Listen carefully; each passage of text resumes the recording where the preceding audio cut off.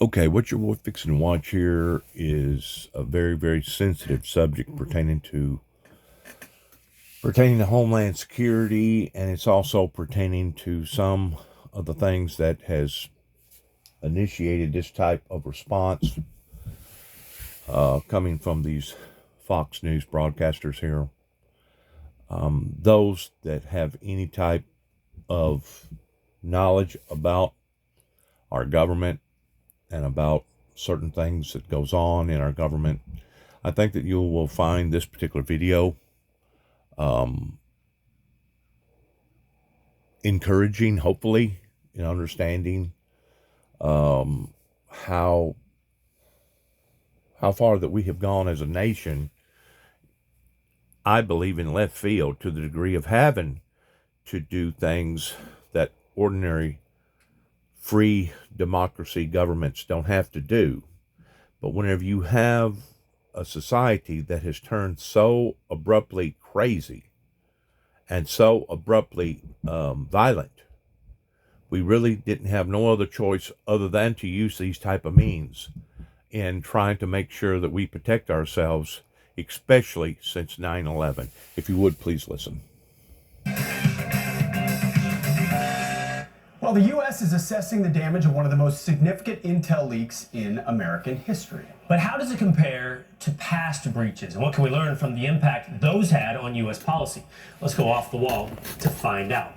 Perhaps the most infamous example of a leak that impacted U.S. foreign policy is Daniel Ellsberg and the notorious Pentagon Papers. This is back in the 1970s. March of 1971, Daniel Ellsberg leaked top secret studies that showed the status and the history of America's involvement in Vietnam. It's kind of like the Afghanistan Papers. Ultimately, the government knew how poorly the war was going, did a study on it, it revealed all of that, didn't want the American public to know that. Daniel Ellsberg brought it to the New York Times, and they ultimately published it. And that's sort of the key. He leaked this information to the New York Times and the Washington Post, had major blowback for our military and political structure, but the real point of the Pentagon Papers, Pete, ended up being the fight between those newspapers and the federal government. Because the Justice Department fought Ellsberg and the Times, and there was actually a temporary injunction against the publication of those reports based on national security concerns. It was launched. The articles came out in March. By June, there was a Supreme Court ruling which came down on the side of free press. 6-3, and the Supreme Court said the Times and others could continue publishing the reports, which were coming out in chunks because there was so much information. Ellsberg probably considers himself a self-styled do-gooder. That's different than the next two gentlemen we want to introduce you to. Yes. First of all, Robert Hansen. This dates back to the 1970s. He joined the FBI. Throughout the 1980s, Hansen sold American secrets to the Soviet Union. For 25 years. He worked with the Soviets, spied on the U.S. government information about nuclear war, weapons technologies, military plans. Remember, this is the heart of the Cold War. There's, I believe, even a movie made about what he did in spying for the Russians here on American soil. The DOJ recommended a specialized unit dedicated to determining how the FBI ended up being penetrated. Well, they then were followed, actually preceded by a breach inside the CIA. Aldrich Ames, you may have heard of him as well, also notorious. A 31-year veteran of the CIA, he as well sold secrets to the KGB. Yep, and he got paid for the information he gave to the KGB. I mean, if you're doing this for 31 years, you've got you're hiding every single aspect of the operation. The other guy, the previous gentleman we talked about, was caught during a drop. He was doing a drop in a park in Virginia. The feds were surveilling it, and he was arrested there. In this case, for Aldrich, it was the money that he accumulated. So he got, ultimately, the folks in the CIA are going, wait, how do you have this much independent wealth on the outside? Turns out it was payments from the Russians for information. Okay, so as I mentioned, Ames and Hansen, spies, simple spies. What is the question where Ellsberg considers himself a do-gooder? That model has been followed as well, perhaps most famously by Edward Snowden. Edward Snowden leaked information in 2013 about the U.S. surveillance mechanism put in place after 9/11 that not only spied on foreign adversaries, but on American citizens. Yeah, I mean, as you see there, Snowden, he is actually looked upon by some people here in America towards basically being a cowardly traitor to the United States government. But then there's others that look at him and say that he done the right patriotic thing in revealing the secrecy of our government that has now got the capability of spying on each and every individual if they desire to. I know for a fact that I'm being surveillanced electronically and digitally. And the reason why I know that is because back probably about a year ago, I got a telephone call, or I was asked to make a telephone call, and I made the telephone call, and it was somebody directly in the link of social media platform. And they had 2 or 3 questions for me, and then they made a statement there towards the last that said, well, we are watching you. And because they have told me this, not only does it make it legal for them to surveillance me from a lawsuit perspective, but now I know that my records are being surveillanced, in which that's fine because I don't have nothing to hide. Am I perfect? No. Do I make mistakes? Yes. But am I a traitor? No. Am I a cruel, mean monster like a bunch of these people in Northwest Tennessee and other parts of the country, Oklahoma, Kentucky, etc., has tried to make me out to be? Am I a monster? No. I do not believe that I'm a monster. What I am is a victim of various people that was so dead set that they wanted to corrupt me. They wanted to drag me through the mud and giving me a bad name, that they was willing to do almost anything to be able to prevent from the founder of the Windmill Ministries missions to succeeding and achieving his objectives. That's what I have found. Now my son, I'm going to use my son. I'm going to talk about him for a second. And boy, does it ever make him furious, the fact that I have exposed my son associated with me in a biological form. Up until just last year, I've actually kept my son at a distance because I didn't want my life to interfere necessarily with his life.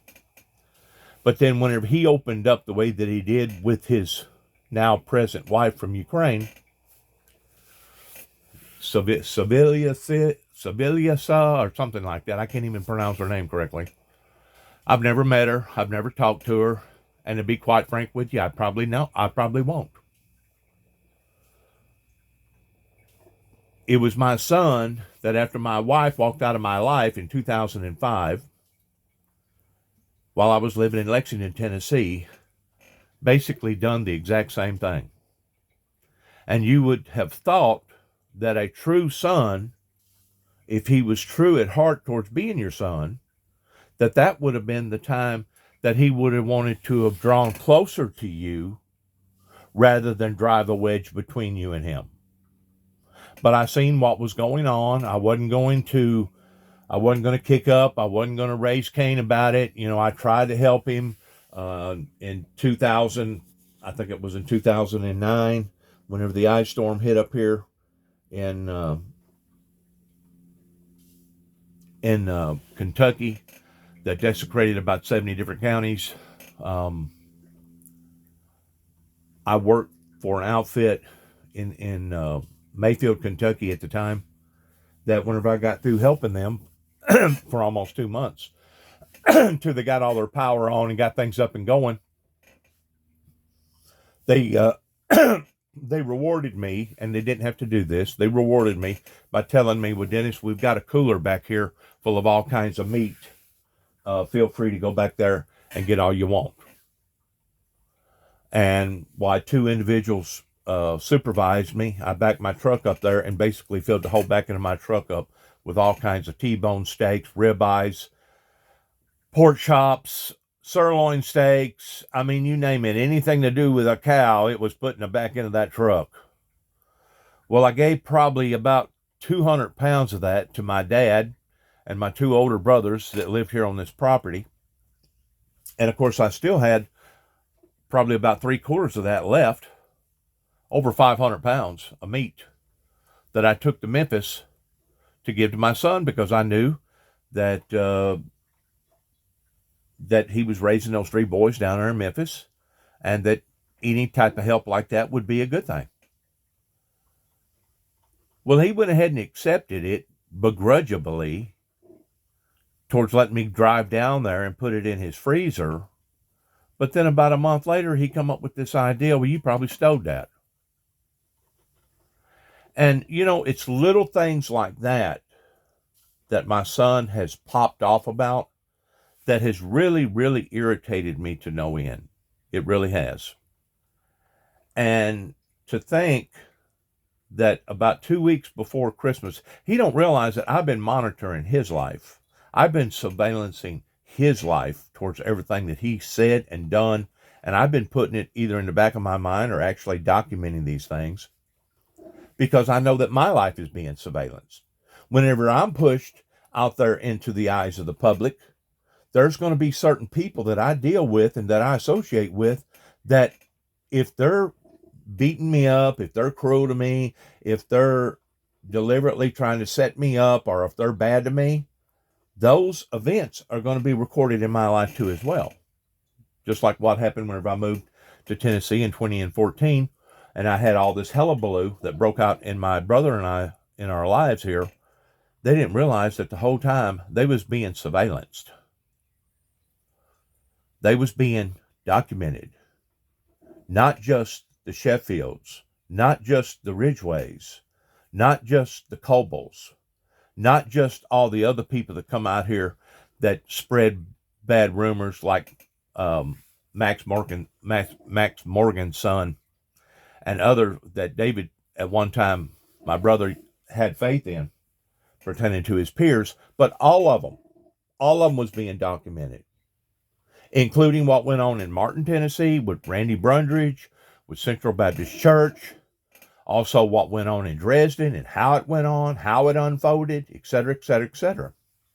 Because whenever I first come back here in 2014, one of the first things that I wanted to do, in which I had no idea that this had been done, this was after basically I had started my project out here. I put my project on hold to go and help a brother in the Lord up the road here that had had a major accident by falling off of a scaffold that basically almost become paralyzed. Completely paralyzed. But just so happens it didn't paralyze him, but it did mangle him. It mangled him to the point that whenever he walks bobbly type walking. He can't hardly get around. His back's all in a kink. One arm is all twisted up, but he still functions. He still's got enough fortitude about himself that he still drives, and he still take care of himself without somebody having to wait on him hand and foot. Well, that winter, it come an ice storm over this way, and it wound up collapsing 2 of his pole barns because he's a rodeo star, and I took the initiative towards helping him out by tearing one of the pole barns completely apart. And in doing so, I got to keep all the supplies because I knew that it was going to cost a certain amount of money to put certain things on my project here. So I thought, well, by me helping him would save me money ultimately in the end towards me being able to use some of his stuff on my stuff, in which I did. I didn't use a whole lot of it, but what I did use, I needed, and it saved me money. So by me volunteering my services and not charging him not one penny for his services, in actuality, I was making something off of it too.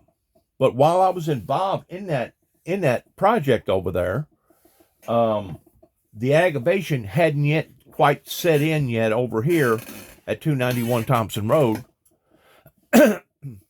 But something did occur over that way, to the degree that I was falsely accused of taking somebody's deck off of their back porch and dragging it down the road and using it for my benefit. A matter of fact, it was an investigator in Weakley County that had called me, a female investigator, wanting to know if I had done anything like that. And I said, no. She goes, well, we're watching you. Okay. Watch me. What it was is that I had already gained such of a reputation in various places towards putting out material, and all these people contradicting me, regardless whether it was in Kentucky or Oklahoma. Now I had created this profile on myself. And because I created this profile on myself, now two things occurred. One, in the eyes of the law, I was looked upon as being a big fish. And in the eyes of the law, if I was truly a criminal and they took me down, then that would be stars in their hat that they could go around bragging about towards saying, oh yeah, we got him, we got him, we got him. But it also done something else up there in Dresden, Tennessee. During the time that my brother was fighting, during the time that my brother was complaining, during the time that my brother and I was making telephone calls, during the time that my brother and I was taking our problems before the courts, it was allowing for the courts to become biased to the degree that they could have cared less what was going on 291 Thompson Road or 430 Beech Grove Road. Now, if you ask them that, they're going to lie to you and they're going to say, oh no, he's exaggerating. Trust me, I am not exaggerating.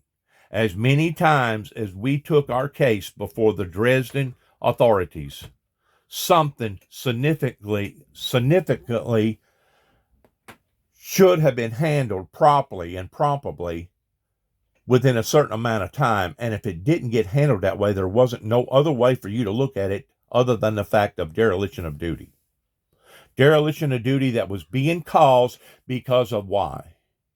Because of the profile that I'd already created for myself.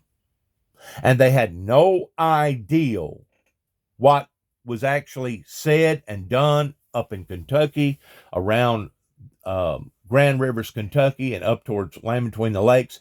They had no idea why I went out west to begin with, towards spending my own dime and going and investigating what went on in Waco, tying the two together in Oklahoma, and basically doing the same thing out there. They had no idea. But in the meantime, I got all these people that's thinking the very, very worst about me.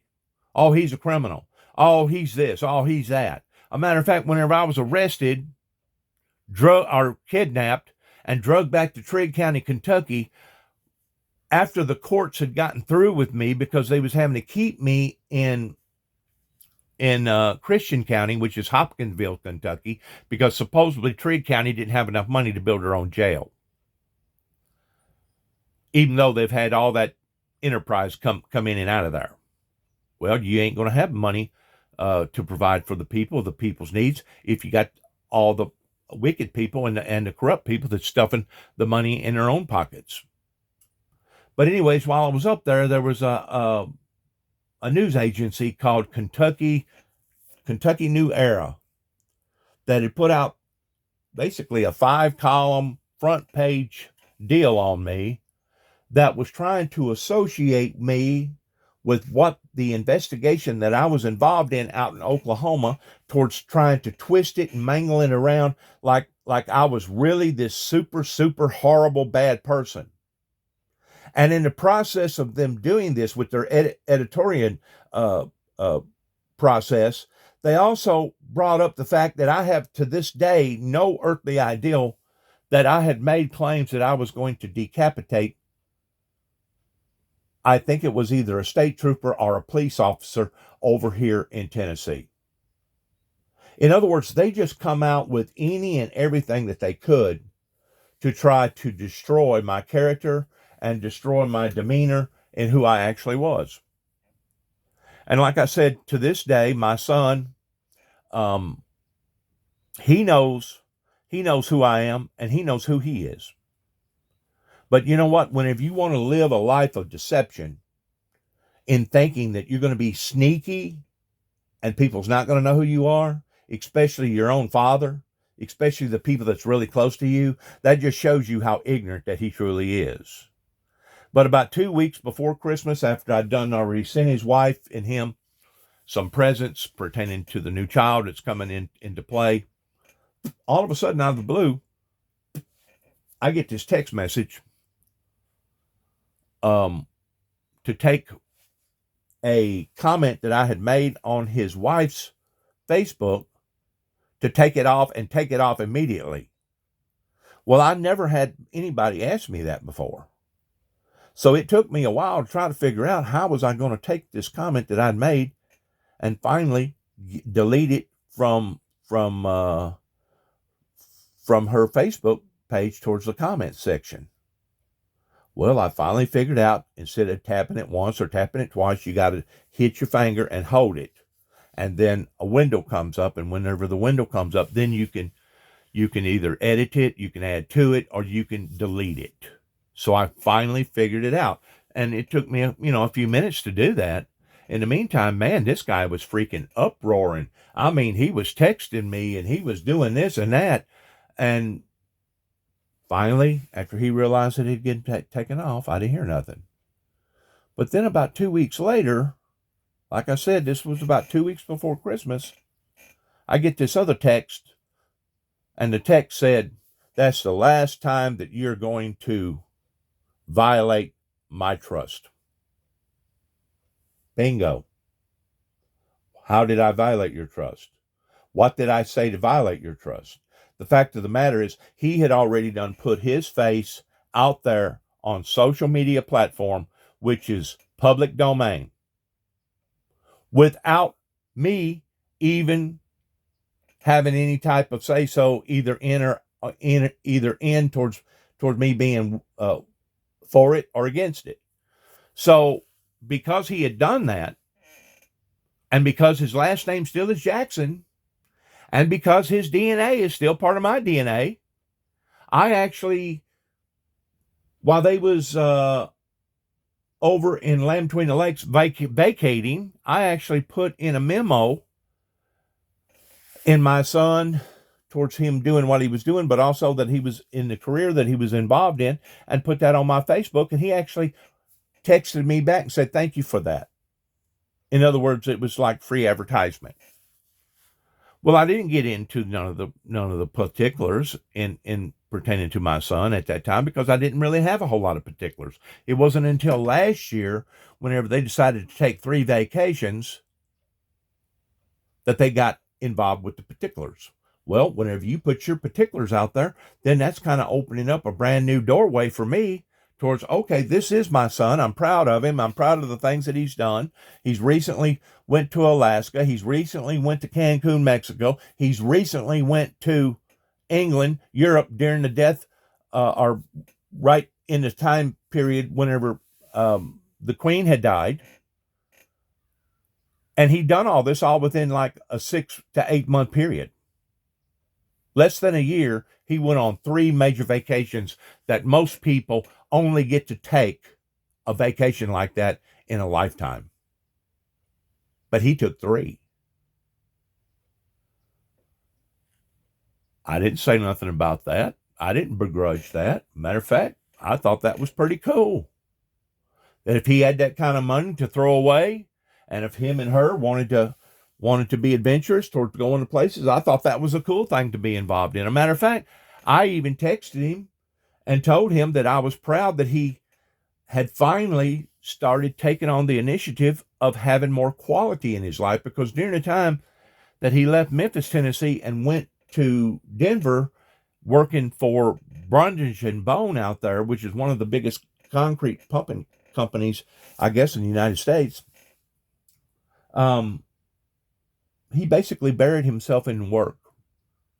He became nothing but a workaholic, and he would work sometimes 60, 70, maybe even more than that hours being on his feet, pumping concrete.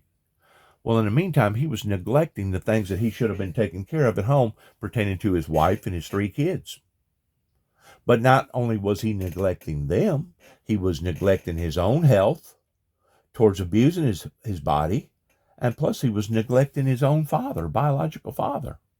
Well, I never kicked up about that. I really never did say nothing about that because I knew that he'd made a mistake whenever he was about 18, whenever he just barely turned 18 years old. He got involved with some drugs that he never should have got involved in, some crystal meth that basically made him go absolutely start raging crazy to the point that he got in trouble with the law up here, and rightfully so. So I know the direction that he could have taken in that type of activity, but I also know the direction towards where he had went with his work in making money and bearing himself up in that particular career. And to me, the career was a whole lot better, picking between the lesser of the 2 evils, than going the drug route. Because the drug route, we know what the end of that's going to be. That's pretty well self-evident that you're on a self-destructing course. So even though the work deal, I seen where he was abusing his body and abusing his relationships towards being negligent, I kept my mouth shut.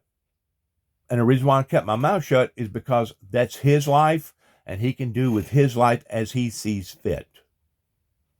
And I'm not a dictator, and I'm not going to try to hammer the things into him that I feel like that he should have either done or shouldn't have done, because you know what? Ultimately, at the end of the day, we're all going to be accountable for everything that we do, just like everything that we don't do. Now, as of right now, I'm under the impression that he don't have a consciousness whenever it comes to him feeling guilty or shameful, because he basically called me up maybe 2 weeks ago. Oh, I just wondered how you were doing. Everything okay? Like he was really showing forth a great deal of concern. But this was after that I'd already sent his wife another gift. Okay? And then I sent her another gift pertaining to a package that she must have contacted him and called him, because there was no way that if he was working where I thought that he was working in Alabama, there was no way that he could have visually obtained or seen or made contact with that gift. So obviously she must have told him per se what was in the gift, in which there's nothing wrong with that. But he called me acting all concerned, like a son's supposed to act concerned. And I answered 3 or 4 of his questions. I think I asked him 2 or 3 questions. I'm not gonna expose what we talked about. But then they're into the conversation. I go, well, what's this about me violating your trust? And as soon as I said that, he turned a 180-degree turn. He got ill and basically hung up the phone. Well, whenever you're so guilty of whatever that you have done or whatever that you should have done that you didn't do, to the point that that's the way that you respond towards people in that particular situation, that actually speaks volumes about your guilt. Now, what he does with his life, with his wife, and this wife that's going to have this daughter, once more, is his business. He'll be the one that have to live with this. To this day, I have yet to make physical, tangible, verbal contact with his wife, either by talking to her or meeting her. And if that's the way that he has chosen for this relationship to go, well, then that's up to him. It's obvious that he don't want me to have any type of dealings with his life whenever it comes to his wife and now a daughter on the way. But don't accuse me of me being the monster whenever the whole time, if you look at it from a proper perspective, if anybody's being the monster, especially a dad that has went through what I've went through with all the close encounters of death being broke up, mangled up, falling off of buildings, being electrocuted to death, having cars roll over on top of me, falling out of trucks going 60 mile an hour down the road. Basically, I was given up for dead at the age of 2 weeks old because my parents wouldn't even take me home because they didn't want to become too emotionally, too affectionately close to me because they thought that I may die because the doctors had to remove a kidney from me in 1961. That was a pretty big deal to operate on an infant and take their kidney away from them. So, since my lifetime, I have been struggling. I have been fighting. I have been fighting for the goodwill of mankind. I've been fighting for my own sanity. I've been fighting towards doing the things that I should be obligated towards doing pertaining to family. But yet now, whenever family twists it around and then wants to try to put me on the pedestal like I'm the monster, that's whenever I start retaliating. And the way that I retaliate is basically opening up and telling people my story.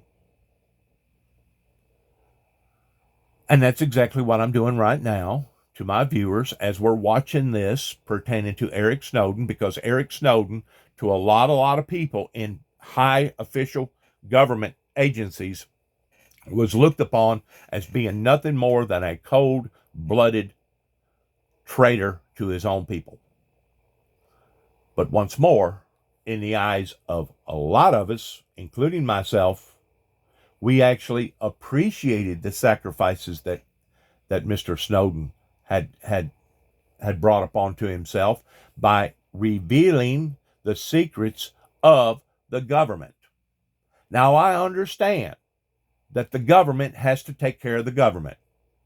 I understand that the government has now reached into the closet under the Patriot Act, and now they're doing things that ordinarily a government should not have to do to its own citizens. But I also understand this, that our government, by and large, don't like true 100% Christians because they actually see us as a nuisance because of the profession that they're involved in. So as I'm wanting you to listen to this and evaluate this, I'm wanting you also to listen to my story, not just with my son, but basically in behalf of my brother's keeper, of how that these people around here, and generally, it wasn't just my son, it wasn't just the government, but it was the people in general, the public, that tried to demonize me, and in their form of demonizing me, they dehumanized me, and this is the type of abuse now that I've been receiving since basically 9 tapes went to the White House in 1988 in Ronald Reagan's latter part of Ronald Reagan's administration. And to be able to wake society up and turning the mirror around and showing them what's actually going on here and how that they have been monstrously responding and reacting to the anointing that was placed upon my life. It takes a bit of consistency. And that's the reason why that I've been putting out the material that I've been putting out either on YouTube or social media platform, is because I want my story told in the right frame that it should have been told all along, towards not an individual that was trying to speed up or quicken up the millennium. Because I personally didn't have nothing to do with the anointing that was placed upon my life. That was placed upon my life by God the Father. Now, I can't help it that these people don't believe that I was anointed by God the Father. That's a problem that they're going to have to deal with, towards them being basically Jewbee deniers. Jewbee deniers. And if you go back and if you look at what happened to all the other prophets, whenever they got ridiculed, whenever they got persecuted, they was basically being persecuted for the same reasons, including the Lord Jesus Christ. You had Jesus deniers during the time that Jesus was bringing forth the message. Why? Because they didn't like the message. And because they didn't like the message, the first target that they went for was the physical target, which was Jesus. So now we're going to make the messenger's life miserable because we don't like the message coming from the messenger. They have basically done that again and again and again throughout the Bible, regardless whether it was this prophet, that prophet, this messenger or that messenger. They have done it again and again and again. So was I expecting to be ridiculed? Was I expecting to be persecuted? Was I expecting for society to turn against me the way that they did, including my family? In a way, because I'm not stupid, and I realize that Jesus said, "Blessed are ye who are persecuted for my name's sake, for so did they to the prophets before thee." So I kind of knew whenever I walked off into I'm gonna use the phrase arena. Whenever I walked off into the phrase of the religious arena, which is one of the most lethalest, complex, in-depth arena that anybody can walk off into, unless you're just preaching the same old standard, just like everybody else. And then you may be accepted, but then again, you may not. Depends upon how well that you sugarcoat it. Now, if you're a good sugarcoater, and I'm going to throw this name out there, kind of like Joe Osteen. Boy, he's real clever with his words. Man, he's a silver tongue talker. And because of it, he don't offend a lot of people by saying what he's going to say. And to a degree, it does make a difference in the subject matter, in what you're talking about, that it's not so much what you said, but it was how that you said it that becomes so offensive to so many people.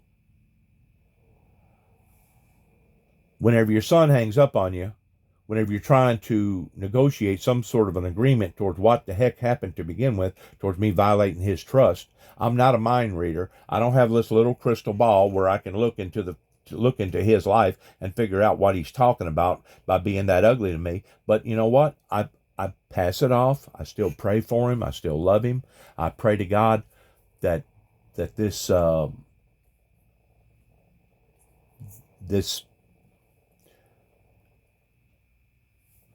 brainwashing effect that has happened to him, that one day that he will come around in understanding just exactly who I am and what I am. But if he don't want to do that, there's no need for me to force that upon to him. Like I said, I knew from the get-go, once you get on a spook list, kind of like the Dixie Chicks, you're probably always going to be on a spook list, because you have either said something or done something to rattle certain people throughout the government. So I've known all along. And has this had a bearing on my friends? Absolutely. Has this had a bearing on my family? Absolutely. Has this had a bearing towards people in general being able to accept me for who I am and what I am? Absolutely. It was a movement towards wanting to what? Delegitimize who I am and what I am. Because why? Because they did not like the subject matter. I've seen it happen again and again and again. And unless you have actually experienced something like that, odds are you're not going to be able to relate to it. You're not going to be able to relate to it in the right format of the way that it should be related to. Hello? Bill? Hey. Wendy said for me to call you. Wanted me to call you? You to call me? Wendy wanted you to call me to call you, yeah. Oh, yeah. I've got a idler pulley that I bought for my 99 Honda Accord V6. And I was going to see if you had time to put it on. Oh, okay. Right now I've been sick for about the past 2.5 weeks, and I ain't done hardly much. And I'm so far behind. My first opening is going to be like the weekend of the 15th or 16th of next month. Wow, you really got something bad. What's going on? I mean, your wife just told me you had allergies. I got bronchitis is what it turned out to be. Oh, man. So they've got me on 3 meds and gave me a shot in the butt this past week. And today's the first, yesterday was the first day I started feeling halfway decent. Decent enough to even talk to anybody. Oh, man, I've been sick. I mean, I've been coughing so hard I've been throwing up. I Oh, ain't been God. able to move down, nothing. It's been horrible. Oh, My God. damn back and chest is killing me. Oh, God. So much it hurts to even breathe deep. Oh, God. I hate you going through that. I really do. I stopped yesterday at AAA over there in Dyersburg, and they looked at it and said, "Oh, we'll do it, but it's going to cost you $135 plus tax." Okay. And then I stopped at another shop over there. Couldn't nobody take the project in because I mean the bearing's getting louder and louder. You know what I'm saying? The bearings done went out on the idler thing, and I stopped at another place. They said, "Well, we'll do it. We can do it for $85." That's probably a good price, though. That was probably more of a reasonable price because I called the Honda dealership and asked them what that they would charge me to put on that idler pulley, and you know what their price was coming from a standard qualified dealership? $135 Yeah. plus tax. I'd say 85 is probably a decent price. If they can get to it for me, that'd be fine. Well, they can't get to it though. That's just it. That's just it. So I don't know if I'm gonna tackle the problem myself. But anyways, I appreciate you calling me. But if there's any way possible in the next couple of weeks that you can break away, I got another project out here on another job pertaining to my truck that I need somebody to help me with the brakes with. Okay. So either or. Whenever you get to feeling better. Yeah, whenever you get to feeling better and you're not so far behind, give me a holler, and I've got some work out here I'd like for you to do. Okay, man, will do. All right, thanks, Bill. Bye. All right, bye. Raising privacy concerns following the Patriot Act and 9/11. He worked with Glenn Greenwald. They published it in The Guardian, and ultimately it showed the breadth of what the federal government was willing to do. Yes, surveilling, it was, I think, 38 foreign embassies and other locations where we had. So again, those operations are exposed and those agents doing that work are exposed, but it was also about the surveillance on the American. Sorry about that interruption. I didn't mean to do that. It was either take the call and keep the video going or stop the whole video. And I didn't want to stop the video right now because it was too important of a video. So let's go back to the video here. Being used by the federal government that made this so powerful. Snowden today is in Russia, and as a matter of fact, let's back it up so you can. I don't want to be disruptionable to the point that you don't understand what's going on here. Ames and Hansen, spies, simple spies. What is the question where Ellsberg considers himself a do-gooder? That model has been followed as well, perhaps most famously by Edward Snowden. Edward Snowden leaked information in 2013 about the U.S. surveillance mechanism put in place after 9/11 that not only spied on foreign adversaries, but on American citizens. Yeah, I mean, he was raising privacy concerns following the Patriot Act and 9/11. He worked with Glenn Greenwald. They published it in The Guardian. And ultimately, it showed the breadth of what the federal government was willing to do. Yes, surveilling, it was, I think, 38 foreign embassies and other locations where we had. So again, those operations are exposed and those agents doing that work are exposed. But it was also about the surveillance on the American people being used by the federal government that made this so powerful. Snowden today is in Russia, and as a result of this leak, I mean, there's an ongoing conversation, which we always have, about privacy in our digital footprint. Who's watching? Yeah, and one of the things coming out of this, of Jack the Dripper, who brought all this about, is what do you do about it? In the two spy cases, they're following the money more closely. They're following the contacts on the outside more closely. It's not clear what will happen as the consequence of this one. Right, and what lessons we can learn from Snowden and, for example, as well, Chelsea Manning, formerly Bradley Manning, who took classified documents, and this time it was about the war in Iraq, to give information. It actually was very dangerous information. I know you can probably attest to this. I mean, there were 400,000 reports or logs on the ground that were revealed through WikiLeaks on this.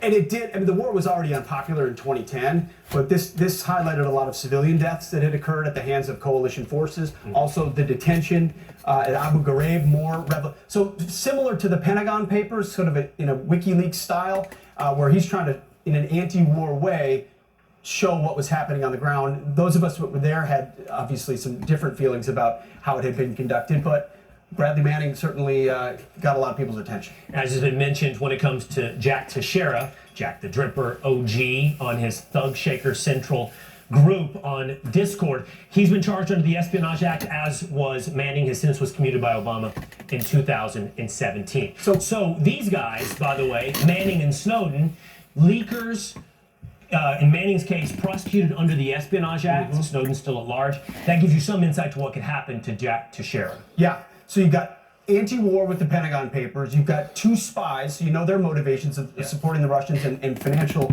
enrichment. Then you've got sort of surveillance state in the motivations of Edward Snowden, and then again anti-war here with Manning.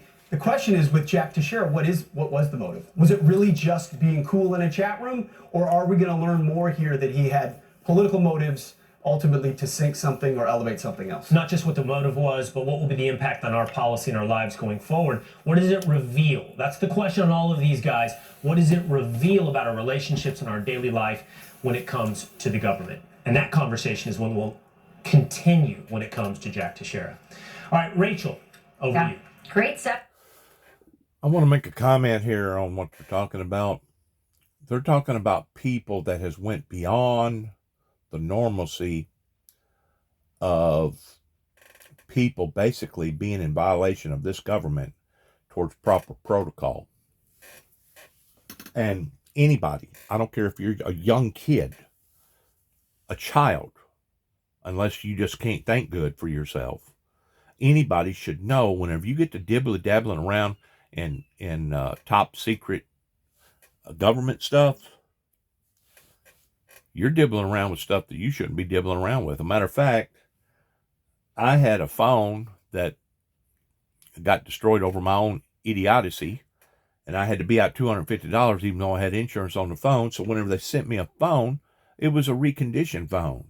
It had some material on there of, I don't know if you call it a dossier, I don't know what you call it, but man, it was long, it was big, it was huge, and it was over in the files. And I got to reading a lot of that stuff, and it was very, very sensitive material. And I'm thinking to myself, who would have sent this? Didn't nobody send it. It was already on the phone, and it hadn't been cleaned up before the phone was sent back to the public. Whenever we have this type of negligence going on, and that's exactly what it is, it's negligence. You really can't blame certain people for questioning the government's alibi in just exactly who our government is and what our government either is doing or is not doing that they should be doing. I mean, we're human beings down here on the planet. We're not rocks. We're not pieces of wood. We have human emotions. We have hearts. We got minds of our own. And whenever you have certain people like Eric Snowden that's willing to sacrifice his own life to better the American people and letting them know what our government is doing, those people, instead of being reprimanded, I think should be rewarded. But now you ask certain people in the government agency about that, and they'll say just the very opposite.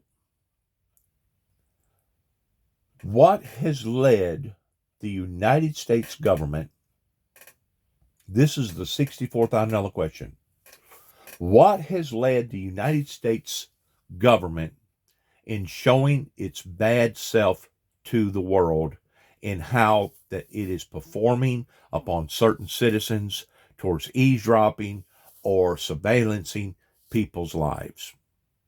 Is it strictly they're just paranoid and they're trying to prevent something from happening, hoping to be able to spoil the next interreaction with a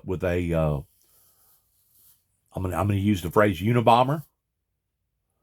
Or are they actually wanting to dictate and dominate into people's lives? Either or. The bottom line is this: something has triggered the United States government, and the United States government having to use these type of tactics in eavesdropping upon to its own people.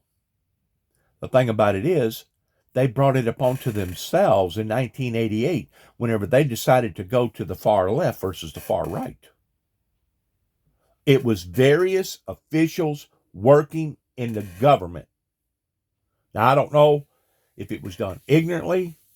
I'm going to say it was done intentionally. that they thought that they was going to be able to pull the wool over certain people's eyes, including myself, and that certain people like myself was not going to resist, and we wasn't going to raise our hand, and we wasn't going to speak out, and we was just going to let the United States government do whatever the United States government wanted to do. And we, as an American citizens, don't do that. Regardless whether you're Eric Snowden. Good stuff. It's great to have the history of it. Regardless whether you're an individual. Now, the guy that just got through being busted with what he got busted for, I personally believe that that he know better than to be climbing around and dibble-dabbling around in areas that he shouldn't have been dibbling down around in. Now, whether or not he was selling the material as actually under the Espionage Act, or whether or not he was just doing it for kicks, either or, he's in big, big trouble. Because that's how the United States government operates. You don't cross them without there being some sort of major dilemma. Lawmakers passed a bill yesterday that now heads to Governor Greg Gianforte's desk. The Chinese-owned app is already banned on state-issued devices due to security concerns. TikTok released this statement saying, quote, "We will continue to fight for TikTok users and creators in Montana whose livelihoods and First Amendment rights are threatened by this egregious government overreach." And in the NBA, the Minnesota Timberwolves securing their spot in the playoffs after a big 120-95 win over Oklahoma City. See, they talk about the overreach, in which in many perspectives it is an overreach. Package plus $1,600. But what they don't discuss with the general public is what led them, what caused them, what forced them in this type of behavior. Well, it was their sales that that obviously pushed the right buttons to the point that they're doing this now to their own people, kind of like a communist-controlled country. Because now, not only does the people not trust the government, but the government don't trust their own people. This is a very, very crucial, sensitive, relentless area for a government to be in. It's very, very dangerous. Because whenever we can no longer put our confidence in our leaders, it doesn't matter if it's our spiritual leaders, it doesn't matter if it's our political leaders, that whenever we can no longer put confidence, I mean, it got to the point whenever COVID come around that people didn't know to put on masks or take off masks. People didn't know to take the vaccination shot or not take the vaccination shot. It was causing so much ruckus. There was fights on airplanes, and there was people losing their careers over it. So you can't tell me that it hadn't become a chaotic situation. It's a very, very chaotic situation. Now let's try to go back to the root of the cause of why and how did things get this far out of hand. I go back to the original core of origin. Back whenever 9 tapes went to the White House, that Ronald Reagan, in his administration, wanted to tell the superpowers one thing, but then whenever he got off his airplane, decided to do the very opposite, which energized his vice president that become president, Mr. Senior Bush, towards Mr. Senior Bush, doing the things that he done with the Iraqian war, Desert Storm, Desert Shield, that I feel like was a slap in the face towards what happened to us on 9/11. But what does the government do then? They make another bad choice. They spend 10 years in an Afghanistan war of an area that is known of thugs and terrorists, and there's no doubt Afghanistan is full of nothing but thugs and terrorists, that I feel to this day so sorry for the women and so sorry for the children there, because they wasn't willing to stand up for the right principles 11 days after we left in such of an abrupt way out of that country, that now the Taliban took the country right back over again, and the people did not resist it. The people took it laying down. Well, that's another slap in our face. Why? Because things was not handled properly, going back to the core of origin in the late 1980s, whenever 9 Tapes went to the White House. They was trying so desperately to destroy my life around here that I think that a lot of them would actually have been willing to have destroyed their own. And you really don't have a true enemy until you got an enemy that's willing to do that. It's one thing for your enemy to try to manipulate the situation and try to make it look like that you're the monster or you're the bad guy, in which that's been going on in my life now for quite some times. And I'm fully aware of that. But it's another thing whenever they try to flip it and try to convince you that, no, you was the one that drove the wedge in between our relationship. Dad, talking about my son. Because my son don't want to evaluate by looking in the mirror and seeing who Nicholas actually is. Now, there's no doubt Nicholas has said some things to me that I have appreciated. There's some things that Nicholas has said to me that I know deep down in his heart, pertaining to his DNA, that he actually cares about his father. But how much does he care about his father? Versus how much does Nicholas care about what Nicholas wants to do that overrides what he should be doing with his father? So if you want to look at it from that angle, from that perspective, who violated whose trust? Especially him knowing my whole life in all the close encounters of death that I went through towards the Father protecting me and keeping me alive. All the struggles that I had to go through, from 2 broken legs to 2 crushed ankles after falling off of a 4-story building and basically having to revent my whole life. That took me about 4 to 5 years before I could get back on my feet. His mother knows this. In the meantime, she springs out and does what she wants to do with the Arab Spring that wound up now being the Afghanistan Spring, or over in Libya Spring. But anyways, he knows the truth. The whole truth, nothing but the truth, but yet no, still wants to be ugly to me. Still wants to be unappreciative, or still wants to continue to violate his responsibilities and his principles that he should stand on. You know what? That's him. I can't vouch for him. I can't control him. I can't be accountable for him. He will be accountable for everything that he has either done or hadn't done throughout his life, the same way as me and the same way as every other Joe down the road. It's called accountability issues. And it hasn't been in just till last night I finally revealed to the people that's been profiling me, and you have to admit that's what people do. Certain people do whenever they go onto your Facebook page and they start looking at the things that you like and looking at the things that you post and looking at the things that you talk about. They're actually profiling you. Now the cops don't no longer have to go into the house and look at the pictures hanging from the wall and look at the type of lifestyle that you live inside your domain to be able to figure out who you are and what you are. Now they can do that now electronically, digitally. So I posted last night for the first time of where the initiative actually come from pertaining to my brother's keeper.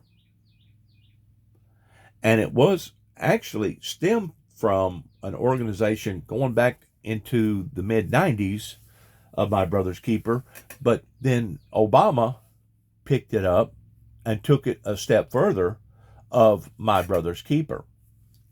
I'm not a member of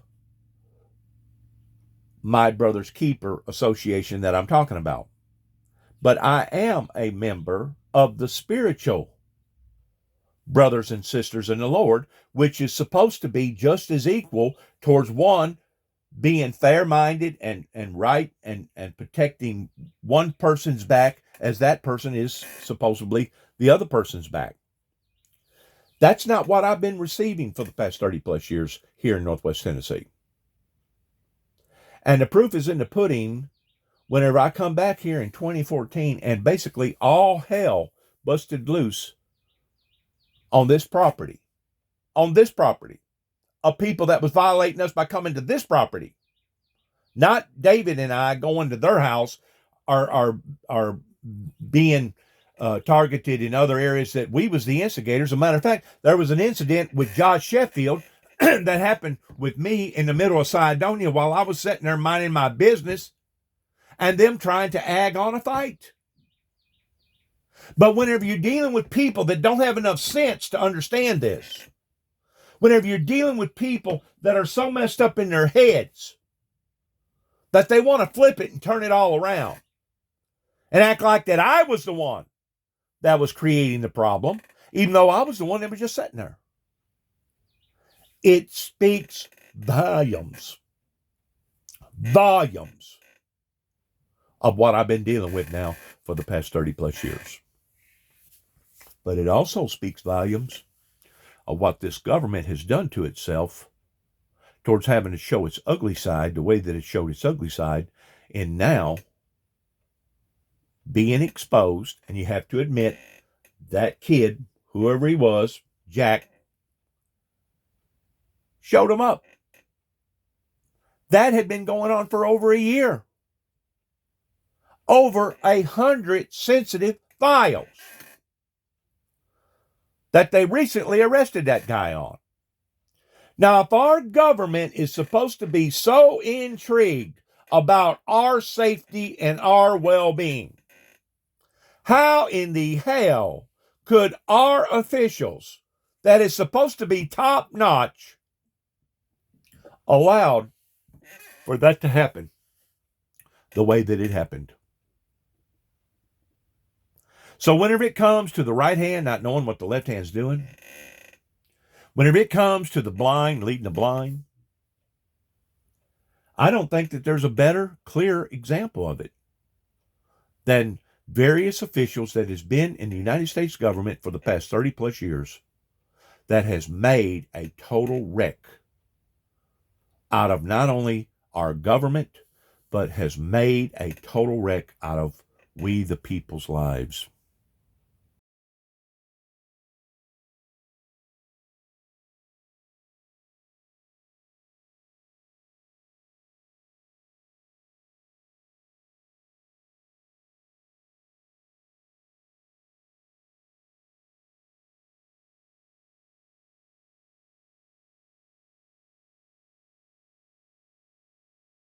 Taking this for people to awaken, just like what went on in Nashville, Tennessee, about a week or so ago. That legislation body is now realizing what they have done and how that they done it that was against the grain of the public. And for the governor himself to have been involved in this speaks volumes about that body up there. And it wasn't until what Memphis, Shelby County done with one of the individuals that had gotten basically the battle axe was whenever the governor tried to step in towards acting like that he was doing the proper and the right thing. Tennessee, God bless Tennessee. Tennessee used to have some of the strongest qualities about them. Tennessee used to have some of the strongest people that would stand up for true patriotism. Tennessee used to be one of the states that all the other states looked up to towards being a volunteer state. You can go to Texas, you can go to Oklahoma, you can go to Florida, you can go to places up in New York or Washington, D.C., or even Chicago. Tennessee holds a ranking file value towards being a group of people that instead of them running away from the fire, they actually run towards the fire. They're the volunteer state. But what certain individuals has taken a part of for the past 30 plus years, beginning right here in Northwest Tennessee, has to be one of the most despicable, disgraceful events that I feel like can ever be recorded in just exactly what has occurred here. And to think, even to this day, they're still neglecting their responsibilities in response to my brother's keeper. And I ain't talking about my brother's keeper pertaining to the organization that Obama was willing to support, but I'm talking about my brother's keeper pertaining to the Christianity cause that God instructed all of us to abide and live by, towards uplifting and helping thy brother rather than tearing thy brother apart. Whenever Jesus said that he sticketh closer than a brother, he was talking about himself. He was talking about the Holy Spirit. And whenever Jesus said that he would be with us even until the ends of the world, he was talking about himself. And to be fair-minded about it, if whatever Jesus done, we're supposed to replicate. If Jesus loved his enemies, we're supposed to love our enemies. If Jesus turned his cheek, we're supposed to turn our cheek. If Jesus done this, we're supposed to do this. The main quest to the gospel was not just to get the message out there about the gospel, but to actually fulfill the obligations and the duties of the gospel. The quest isn't just to get the message out to all four corners of the earth. The message is to conform society, so rather than them doing bad, they'll do good in the name of the Lord Jesus Christ, by being followers and participators of the Lord Jesus Christ. Now, granted, whenever it says to turn thy cheek, it don't say that you have to stand there and become somebody's whipping post. Now, granted, if somebody has done something to you to the degree that they have become your enemy, the things that they have done, I'm sure that you still hate. But just because you hate what that they have done does not necessarily mean, as a Christian standpoint, that you have to hate that individual. You still love their soul. You still wish the best for that person. I mean, I found out just within the past week that Judge Woodall up in Trigg County, Kentucky is I don't know if he's off the bench or not, but I was told that he's going through severe cancer treatments. Do I wish that upon Judge Woodall, even though it was Judge Woodall that put out the order that backed them people up there in LBL that basically tried to destroy my life? Not once, not twice, but 3 different times. 3 different times they come at me towards trying to put me in the category of me being a monster. And then there towards the last, Judge Woodall, well, I'll show him. I'll sign this doctor's plea, and we'll put Risperdal up that boy's body, regardless whether it hurts him or not, regardless whether he wants it or not, and I'll show him who eats the cabbage and who's going to be calling the shots around here. Well, he did. He did. But inevitably, sadly, he's suffering the consequences for it. And don't think for one second that all these people that have taken the initiative towards being against the windmill ministries, don't think that they're not suffering the consequences of it in some form or fashion. You know, it was my son that wanted to degrade me because I had been married and divorced. And there's certain people like this, like I'm going to use this name out there, the Church of Christ. They're really, really humble about wanting to stay married to their spouse, but yet no, their lives are miserable. Well, whenever my own son went through his divorce, he can't see this, but in actuality, that was some of the medicine that he had been putting out to his dad and who knows else about trying to degrade them, the fact that they couldn't hang on to their marriage and they wound up going through a divorce. And the very same thing now has happened to him. I don't wish no bad luck upon nobody, including Judge Woodall. A matter of fact, I pray for my enemies. I really do. And I pray for them in the aspect towards God, please deliver them from whatever intolerable situation that they've been involved in. Please, God, deliver them from the mindset that they're involved in towards wanting to destroy people's lives or wanting to be the way that they are. Please, God, deliver them from the bondages that they're under. And there's thousands and thousands and thousands of different bondages in different ways that a person can be inflicted with. And that's exactly where we are right now as a society. We are inflicted with so many bondages that we don't know heads from tails. Who has done this? What has done this? Why did this occur? When did this occur? Well, the answer is Satan has done this. Why has Satan done this?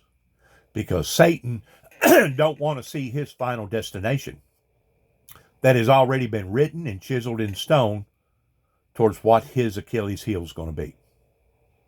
But in doing so, Satan was trying to drag every and anybody else down the same road that he was on.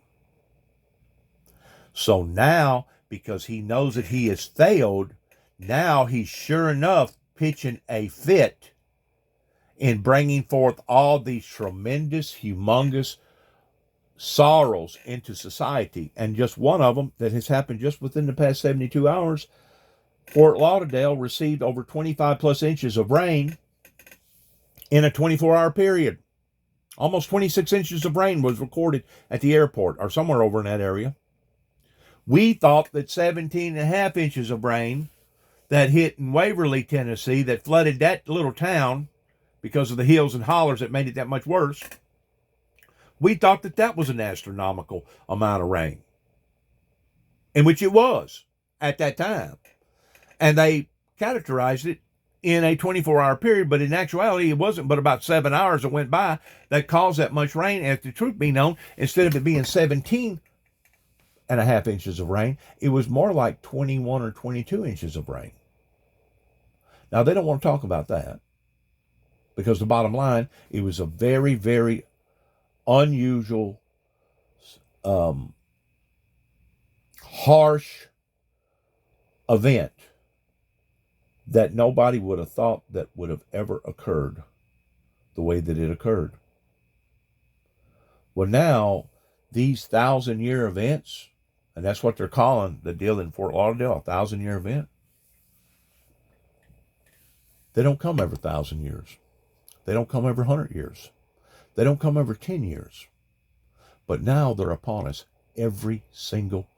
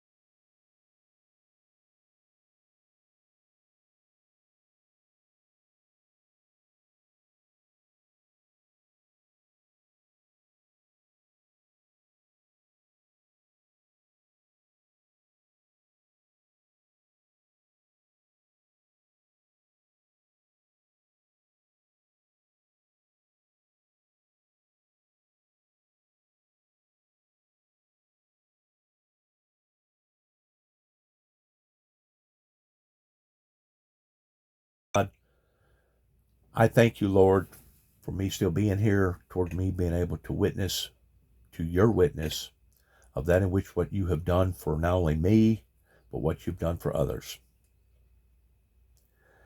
I pray, Lord, that you will forgive me of my sins, my shortcomings, and my wrongdoings, even as I forgive others that trespass and wrong myself.